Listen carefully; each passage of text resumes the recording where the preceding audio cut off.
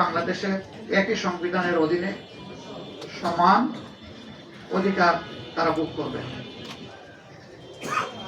অতীতে ফ্যাসিবাদের বিরুদ্ধে আমাদের লড়াই হয়েছে, আমরা আশা করেছিলাম যে এই কালো অধ্যায়ের অবসান হোক, কিন্তু যদি আবার এটা ফিরে আসে আমরা লড়ে যাবো, আমরা থামবো না। এখানে কোনো ছাড় দেব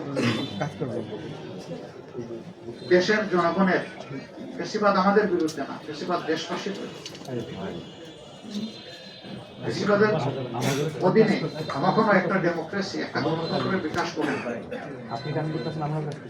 সারা বিশ্ব থেকে এখানে পর্যবেক্ষকরা এসেছিলেন, তারা সময় দিয়েছেন, ঘুরেছেন, দেখেছেন, তারা তাদের অবজারভেশন তুলে ধরবেন। আমরা আমাদের নিজস্ব অবজারভেশনের জাতির সামনে পুঙ্খানুপুঙ্খভাবে তুলে ধরব। আপনারাই জানবেন, আপনারাই জানাবেন। সম্মানিত বন্ধুগণ, আমরা চাই দেশের পুরানো ধারা সেই কালো অধ্যায়ের রাজনীতি আর না হোক, নতুন ধারা সুস্থ রাজনীতি চালু হোক,